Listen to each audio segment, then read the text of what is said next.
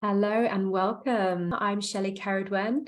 This is Reconnect Rekindling Journeys. I'm here with Kirsten Barfoot. Kirsten and I have been buddies for probably coming on for 6 months. We've been at a beautiful business accelerator program together, which is designed for soulful entrepreneurs, people who really feel like they have their soul business inside of them, wanting to emerge and really helping us to get going with these businesses. So it's been a pretty emotional ride, I think, for many of us, as we really do lean into our authenticity and start doing things that have got a bit more meaning. And yeah, it feel like you feel a lot. I think I feel a lot more now than I did when I worked for a company for other people. How has your ride been?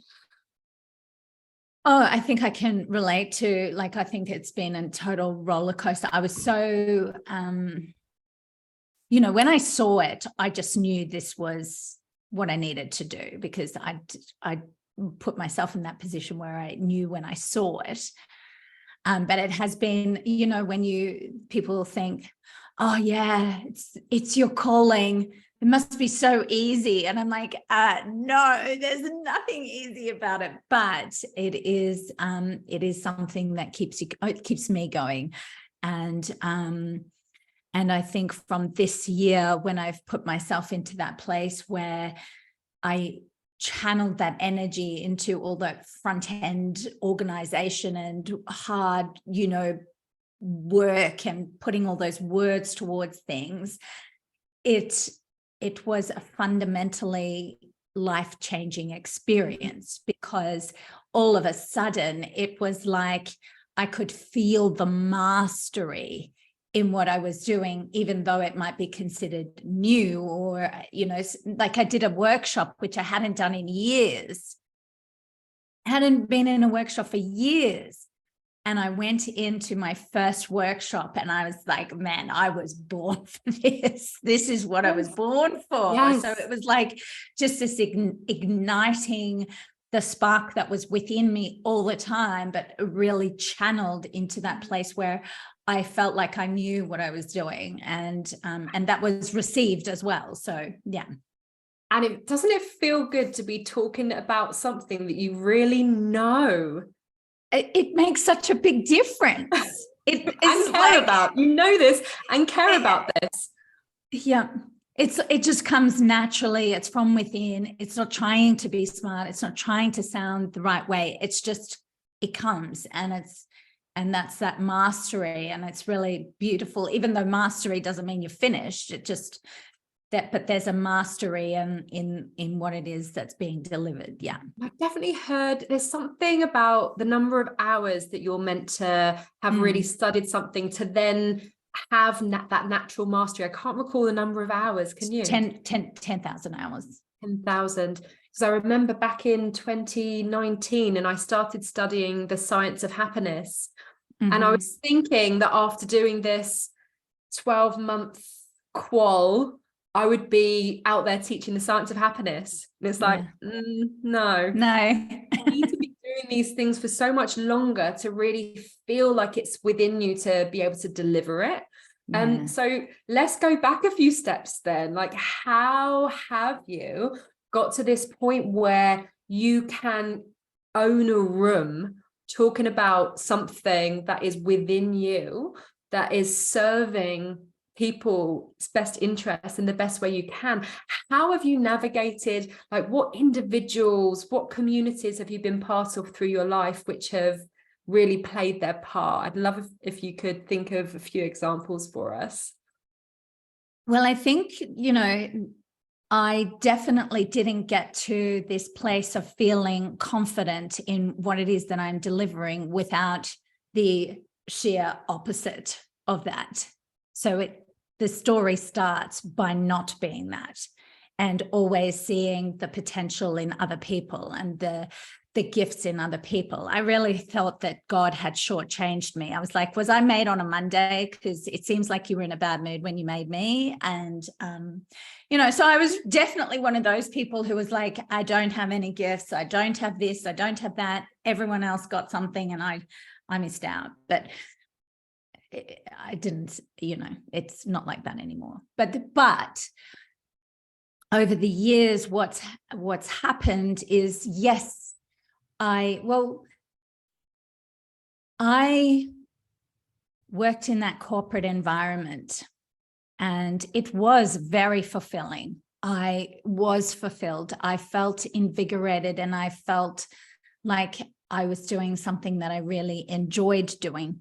But I lacked that feeling of like, I just kept feeling like, is this it? Is this it? I just don't feel like this is it. And there was always this 1 foot in, 1 foot out kind of thing. And now I can look back and I can see what that gap was the lack of value of what I brought, and so I think now, and I might be saying this in the wrong order, but if I was to look back now, I think that I could go back into that place and have that whole fulfillment. So I don't believe that the calling as such is really about what it is that we do. I think it's more about who we are when we're doing it.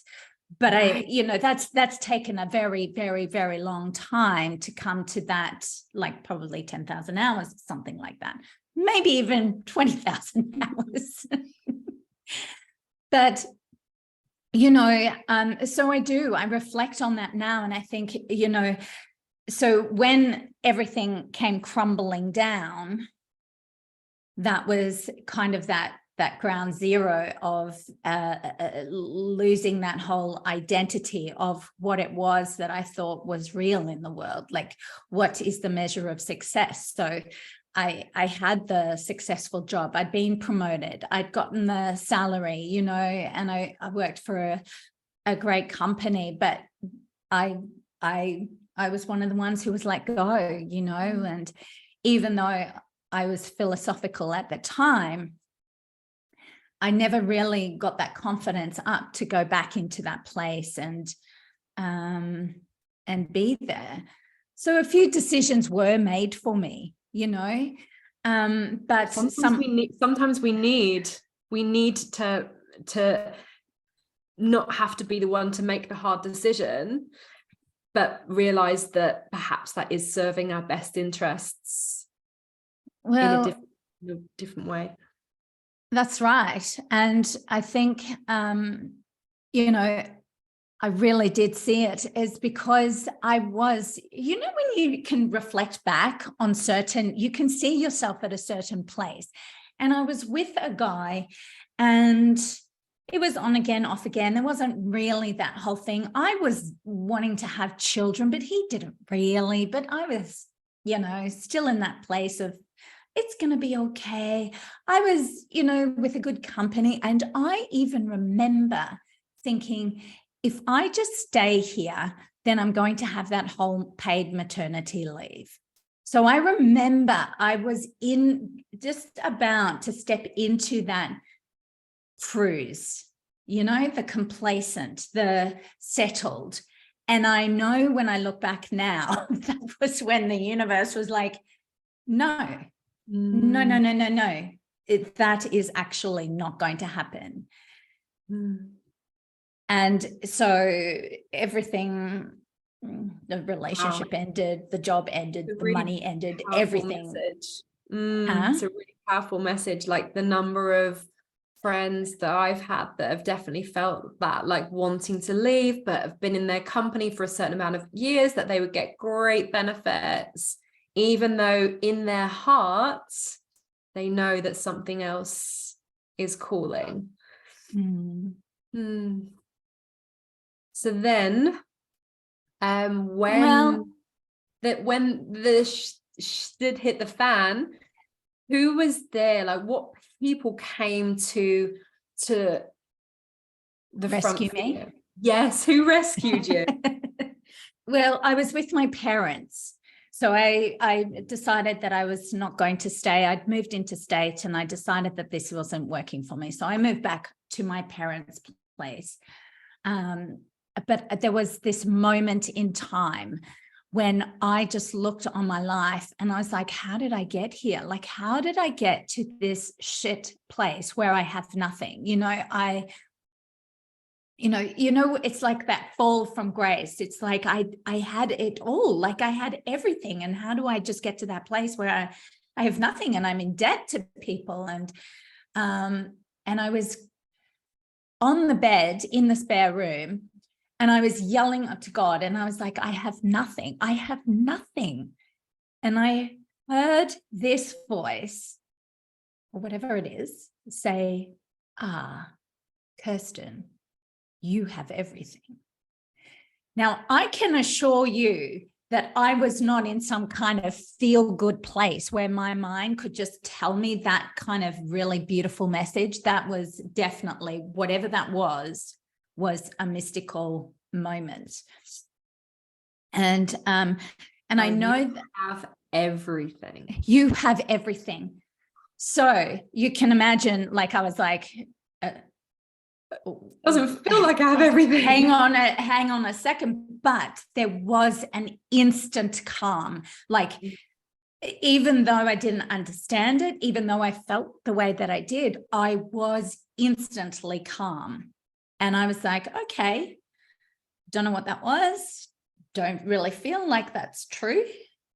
But there was something that had shifted within my being that was like, just surrender. It was kind of like, because that was, yeah. So, what I think it's at this point that I should share that's now with the work that I do, I don't think that message is just for me. Like, that didn't just come and descend upon me and go, hey, Kirsten, it's your everything. It's like, that is the message for everyone. Like, we all have access to it. We all have access to these gifts. We all have access to these amazingness within us that we don't see necessarily. And sometimes it takes time, but it takes time for us to look at a deeper reflection of ourselves rather than what we see in the external world. And so that was the start of me on that journey of going within, rather than seeing what was happening outside, which was a complete shambles. Yes. And totally not inspiring to anybody. It's that journey within. And if I have access to everything, then what is it? And I'm going to embark on that journey to find what that is. That's so beautiful, because that so speaks to kind of the work that I'm doing as well. So my question was, like, who saved you? And it's really your inner knowing, your inner realization, your remembering of your spiritual self saved you, because that gave you hope, that gave you a realization that you had this unlimited potential that you could access. But then how do you go about accessing it? I wonder if there's anything we could delve into there. Yeah, well, so that's where the story begins, because that's where I think that, a lot of the journey is a self-reflection for sure. But then there's people who are planted in your life who are going to, like, help you to mine for the diamonds, really dig a little bit deeper. And I had bumped into, like, this guy, and I was in that situation where I was just being a bit cheeky, and I said, because he was reading this book, he had this book, it's like Millionaire Property or something, and I said, are you going to be a millionaire? And he goes, I'm in the book. So he was one of the guys in the book, and I was cheeky and laughing, and he ended up giving me the book.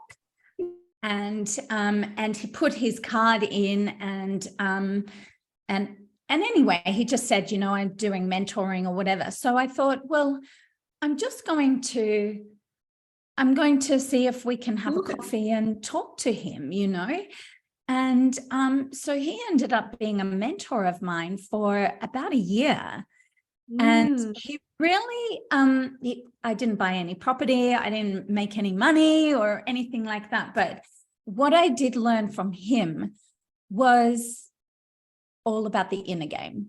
It was all about being grateful. It was all about, setting goals and what do I want, and thinking about, just these deeper, about being kind, and what does it look like to just start seeing myself in a different way. And he was giving me these resources to read and all these different kinds of things, and I was getting all these amazing awarenesses and insights, but it was nothing external, like no win change on the outside, but no inside and you inside were evolving. Yeah. And so then, so that was one person, and he has since passed. And I feel a bit sad about that, because I wrote a book and I really wanted him to know how much he had contributed to that part of that journey, because What was his name? His name was Jason Marionov. Jason Marionov. Thank you, Jason, for the part you played in Kirsten's journey. Yeah. So I sent her. I did try to get hold of him, and I got in touch with his mum, and she so that was a nice little interaction. So I sent her the book as well, just to say thank you. And what's the name of your book? The Inner Wealth Code: 7 Keys for Being Wealthy Even in Times of Uncertainty. So that came in 2020.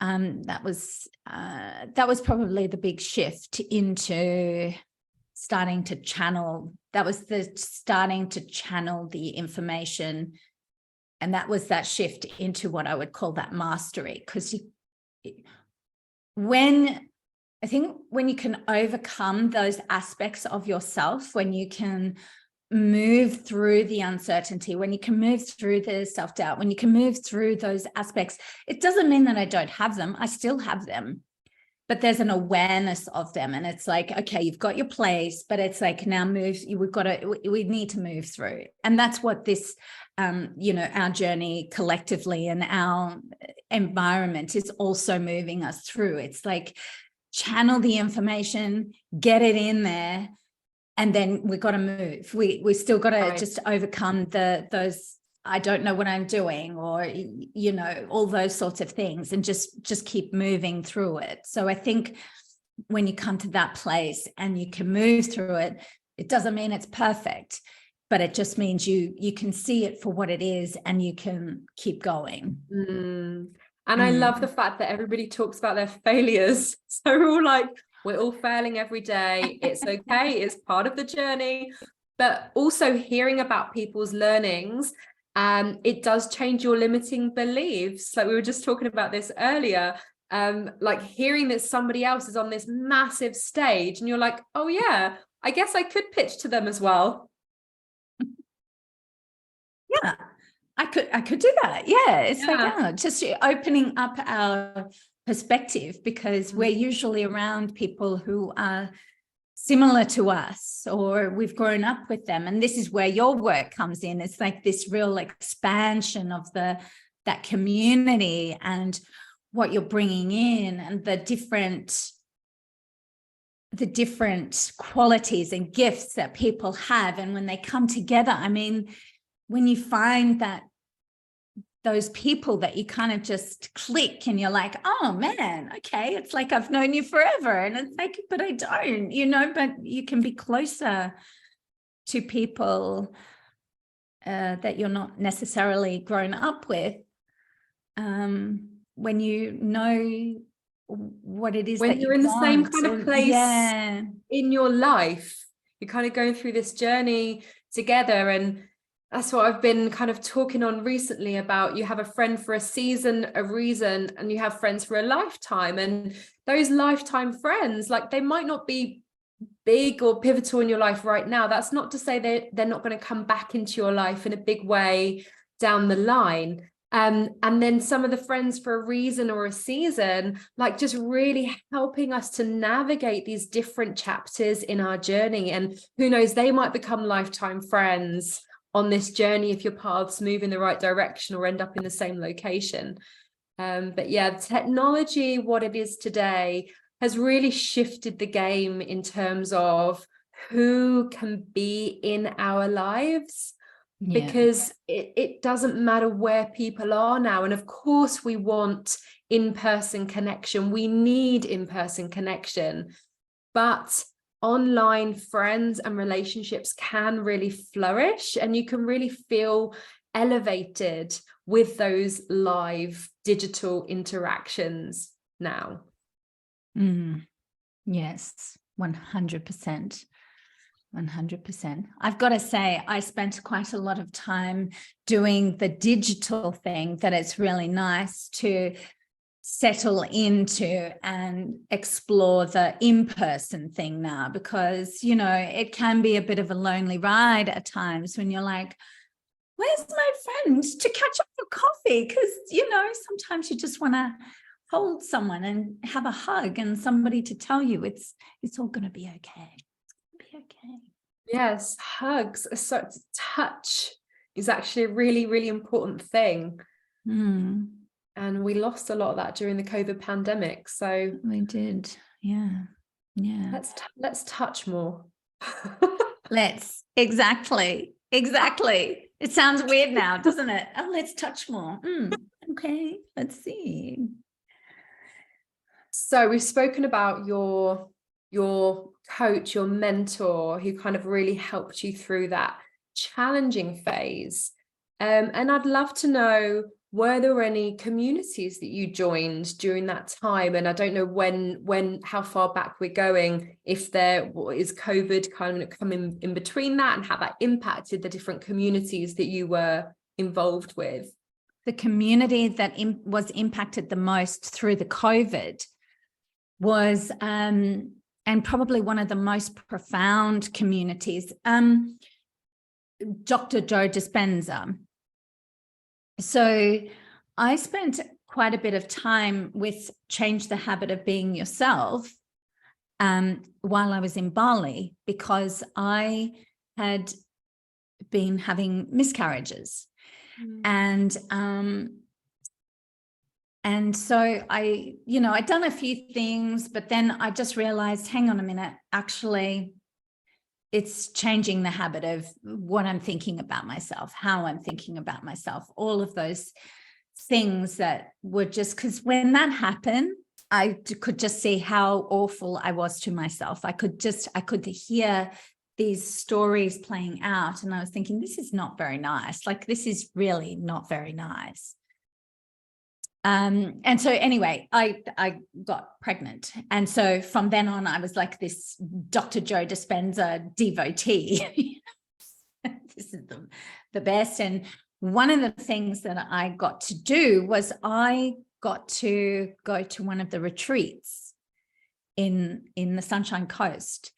And that, I feel like that was a bit of a miraculous story. And I went by myself and I met these most beautiful women, and we created a group together outside of that. And that was one of the first times that I just found some women who were, you know, when you're just like, I feel like kindred spirits, and we worked together, and we cried together, and we were there for each other, and we healed together, all of those things. And it was beautiful. And one of the things that with COVID, then obviously he wasn't able to come back into Australia to do the one in the next year. So what he did was he did a whole lot of online ones, which we got to go to for free. Wow. Which was amazing, because, you know, then we could continue doing the work, and we could continue supporting each other through those, and we could still get those illuminations and things, even though what was happening. And sorry, for anyone that's not familiar with Dr. Joe, do you want to just tell us a very brief thing about him? What does he focus on? Oh, okay. So Dr. Joe Dispenza focuses on meditation, specific meditation as a way of healing the body.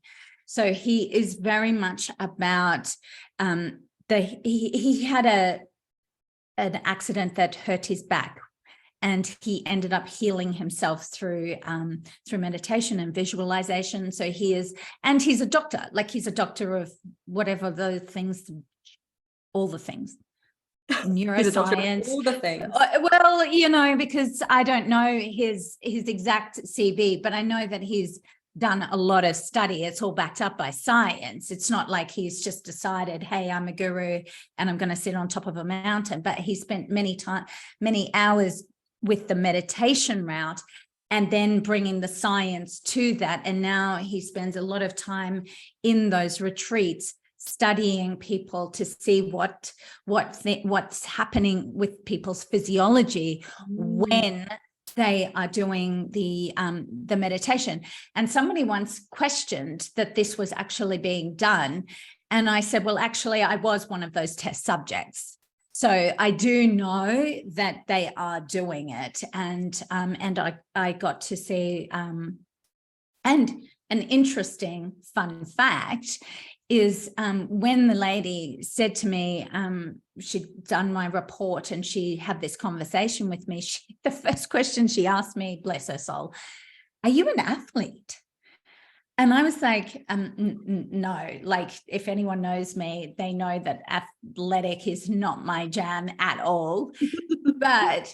But what I took from that is that I was really into the meditation practice. I was doing it all of the time and I was really in it. And I realized that's what was, and people used to say to me, oh my God, you look amazing. And I was like, yeah, well, I'm meditating. And they're like, really? Is that what you're doing? I'm like, yeah.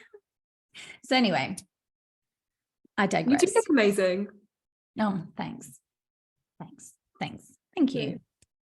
So I would say there's been, some communities that I've been involved with from that aspect. But when this particular one came in, that was, I believe that I created that opportunity, because I was like, right, this is what I want. These are the things that are important to me. This is what I want it to look like. This is what I don't want to do. These are the things I really want to do.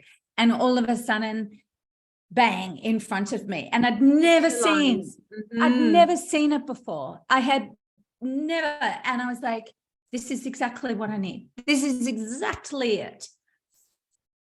And so when I jumped on it, that's been a change. Because now, as we've talked about, there's this channeling of the information, there's this channeling of the gifts, of all of the stuff, all of the things I've learned, all of the experiences, whether they be good or not so good, or all of the things have suddenly all culminated in this place where I go, oh my gosh.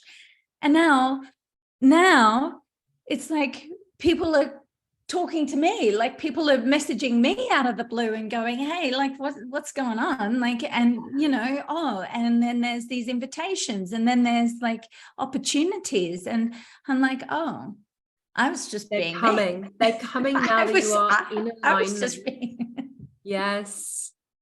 And this other business you had to let go, because otherwise it would have taken a lot of time, it would have taken a lot of energy, and you were able to just release it to allow the channeling to really come through for you.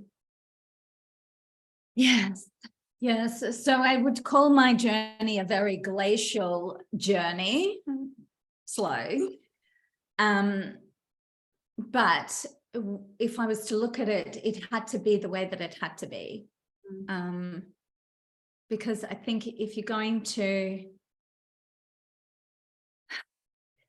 come to that place of being grounded and fully in it and all of the things, it just is the way that it is, and you can't make it any other way. And I think it's when we probably are more okay with ourselves when we're just looking at ourselves. It's only when we start looking at how fast other people did it that you go, oh, well, how come mine just took so long? But do you find now when you do certain things, like we've both just been speakers on the Spiritual Curiosity Summit, which is going to be happening at the end of July, which is super exciting. And like for me, after doing that interview, I'm like, I can really feel it all happening.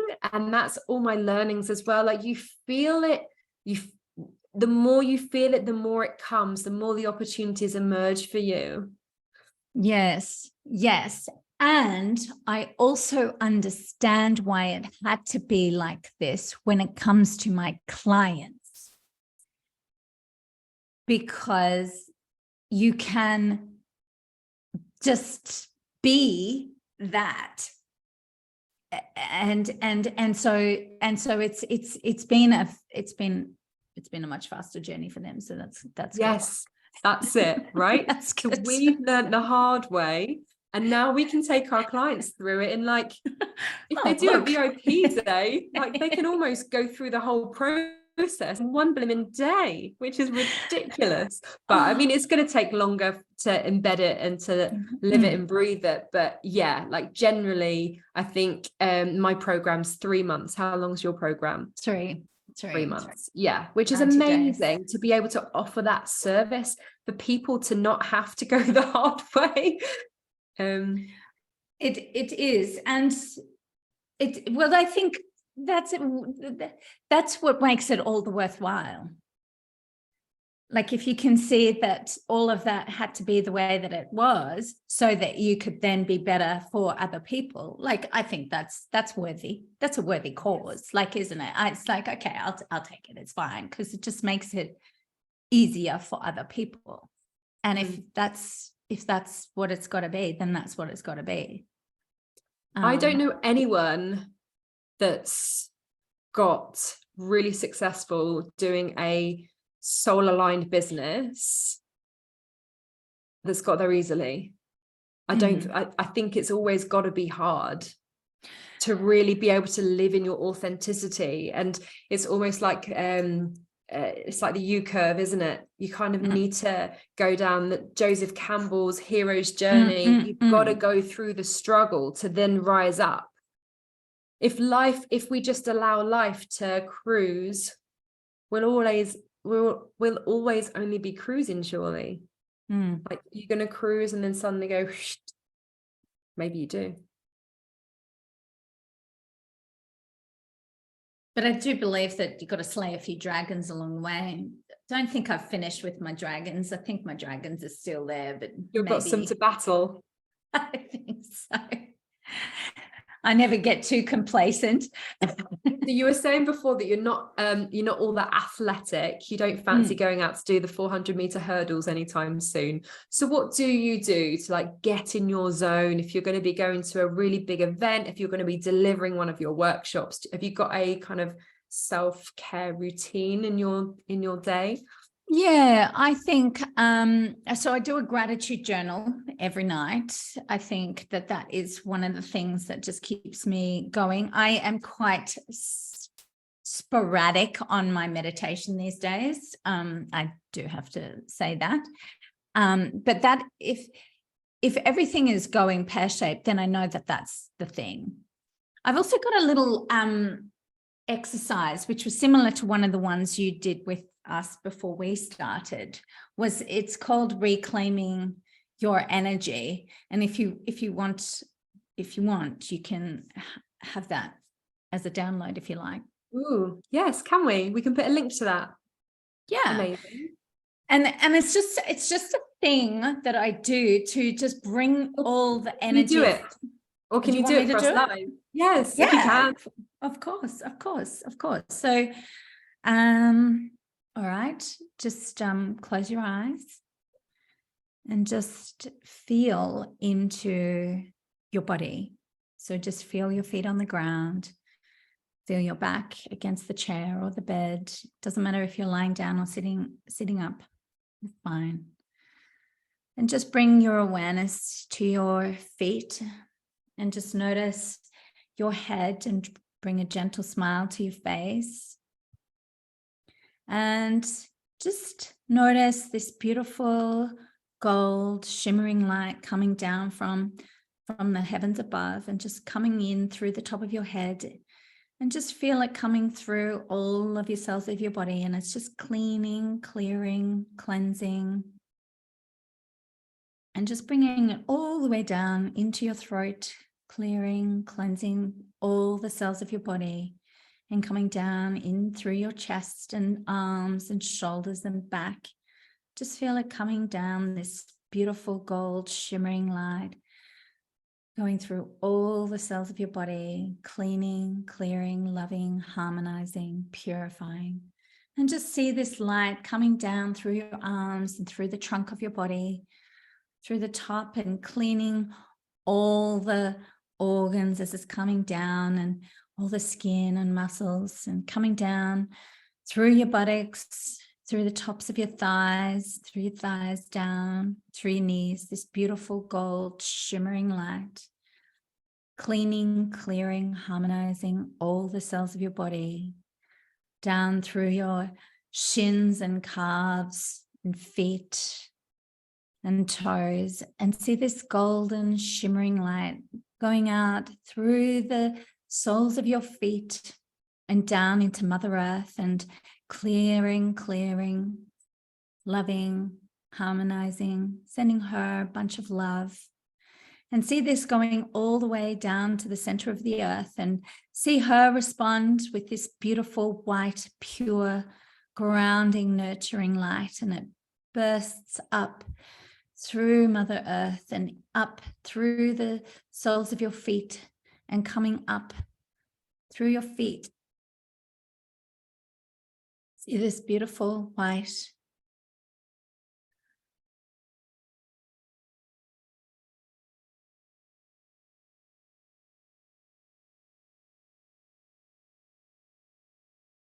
purifying, nurturing, loving, grounding energy coming up through your legs, through your thighs, through your buttocks, all the cells of your body, and coming up through the trunk of your body, up, and just culminating in your heart area.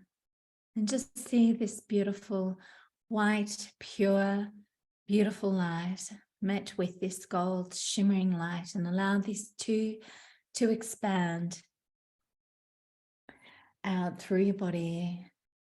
And from this place of grounded and purified and clarified energy, just see all the fragments of your parts of you that have been stuck in other situations, people, places, dimensions.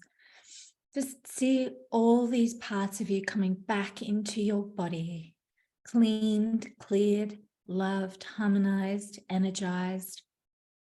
Feel all these fragments just coming back into your body, all coming back clean, clear, purified, harmonized, loved, across all space, time, and dimension. Just feel them all coming back. Just feel them all coming back into your heart, clean, clear, loved, harmonized. And from this beautiful place, just send back all the parts of you that other people have. Just send them back, all back to these other places, dimensions, people, situations. And just know that while you're responsible for everything for you, other people are responsible too for their own vibe and energy and lessons. And send them back loved, harmonized, clean, clear, and send it all back in love. And just from this beautiful place, just put your hands on your heart and feel this place of wholeness and completeness, and know that everything that we need is within us. Thank you. Thank you. Thank you. I really enjoyed your accent during that session, Kirsten. And I don't know if you know, I spent quite a lot of time in Australia. I did a student exchange over there when I was 20. Right. To Melbourne. Really? I ended up spending a year and a half there. And then later on, years later, I spent quite a bit of time in Perth. Oh, I've never made it to Brisbane. So Brisbane Next is time. very much on my list for this coming summer, Australasian summer. Yeah, it's very much on my list. So when we were doing that, I was like actually picturing quite a lot of people over there, because I've kind of created these little pockets of communities of people that I haven't seen for years. So it'll be super fun to bring some of those connections back into my life over that way. Well, I'm looking forward to it. Yes. Okay, so we've talked about some of the people. I wonder if there's someone else before we depart, if there's anyone else that has come to mind for you that you just thought, I can't leave this interview without bringing that person up, whether there's someone you know or someone that you've just followed along your path that has really helped to clarify that purpose, that mission that you are on, to help serve in the best way that you possibly can. That's a very good question, because I was like, I think I've mentioned everything. I think, and there was another fundamental key. There was another. Yes, tell us the key. Well, it's one of the keys, and it's called the gene keys, and so people might be familiar with human design. Are you familiar with human design? Yes, and gene keys. And gene keys. Okay.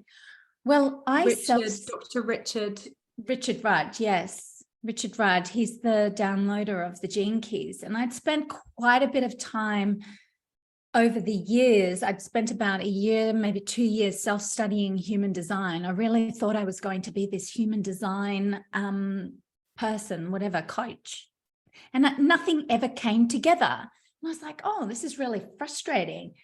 And I'd been involved with the gene keys. Somebody had sent the gene keys to me, and I read it.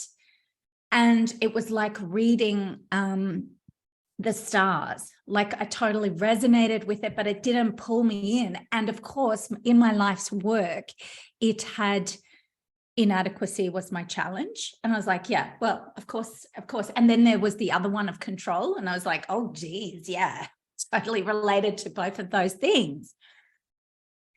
But so I put it away, and I never really, involved myself with it again. Yeah. But it kept drawing me back in again.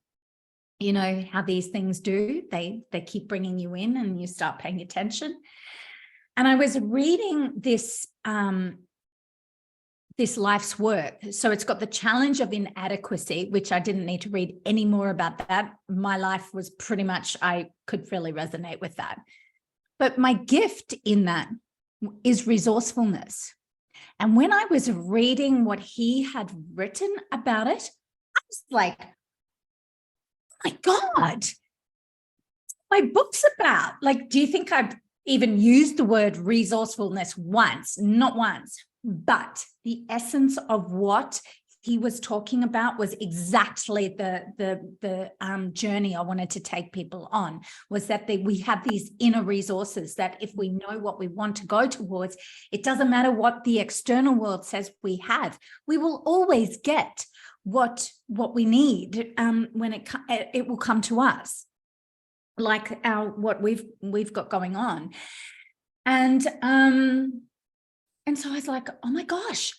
So these things are within us, like we've got them. It's not like it's not, but but this is happening on a subconscious level. And I was like, what would happen if people actually knew this stuff on a conscious level, and then you could actually start bringing it in? And so the next thing about my life's work is the City of Wisdom.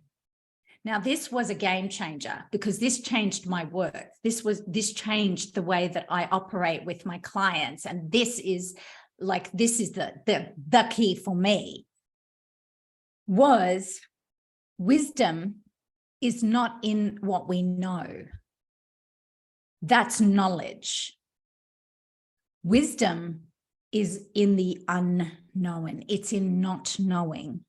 So it's like having to step over that part where we feel the fear, where I feel inadequate, like I haven't got this, I don't know what I'm doing. Whenever I say to myself now, I don't know what I'm doing, it's kind of like ding, ding, ding, this is the place that you need to be, because now you have to go into the place that you don't know. And so ask, that's where, and allow the wisdom to channel. come to, yeah. And so that was a game changer. That changed how I felt about myself. That changed as I said, the work that I was doing with people. It changed the way that the transformations were coming, because the minute I felt inadequate in those sessions and I felt like I haven't got this, I don't know what to do. I've got no idea. What am I going to do? I would actually like just say, I don't know what I'm doing right now. Inside your head. No, I actually said this a number of times. I have no idea what I'm doing right now. And I don't know what happened, but these people's guard like instantly dropped. And all of a sudden there would be these interactions that would create this massive transformation. It was like, I was like, I'm just going to say that now. So any time I would be confronted with this feeling like, I don't know what to do. Like, I don't know how to help you. I just say, I don't really know where to go with this right now, but we're just going to be in that place where we're working together. And it's like a space of just both parties, especially if there has to be trust, clearly. Both parties have to be in that place of just trusting the process. It's being in that present moment. It's being so in it together that both parties are so connected and so in it, even like this. And it's like magic. It's like magic. Beautiful. Because we were just saying at the beginning of this, like, let's allow for the pause. Because there's no need to fill space. We can always, cut space. And this is a honesty in that interaction that I don't have the answer for you right now. Let's be together in this and allow the answer that we both need to discover together to actually come. And then, like a meeting of mind, spirit, and open channel. And then are you saying that then it comes? And it doesn't ever come from me. So that's a real defining, like, that had nothing to do with me. It's they get it. But what you were just saying then, what you were just saying, I was like, oh, that is what's happened. It's like we've both allowed for the pause. And so when they've been like off themselves and thinking she doesn't know what she's doing, all of a sudden it's allowed me this channel to come open. So that's, yeah. But it's so important. You're saying it's not coming from you, but it is, because you are the vessel that is bringing that out of them. And in all of my coaching program that I've gone through, if the client doesn't come up with the answer themselves, they're not necessarily going to have the impetus to do what it's needed. So it needs to come from them. But you are open the space. Creating the space for them to have that realization that they need. So I think it would be remiss of me not to mention the Gene Keys, because that was such a fundamental shift in terms of feeling confident in my work. So I think that was a big shift. And then so I think that started with writing my book. That was an opening.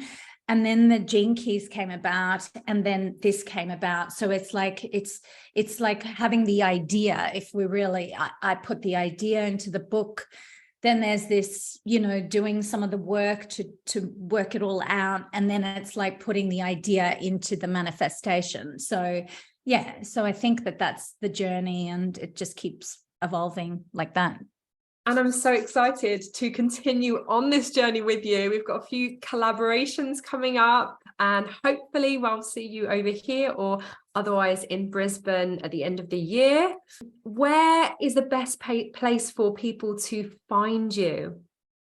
So you can go to my website, which is kirstenbarfoot.com, www.kirstenbarfoot.com, and there is a free opt-in of how to activate your intuitive genius.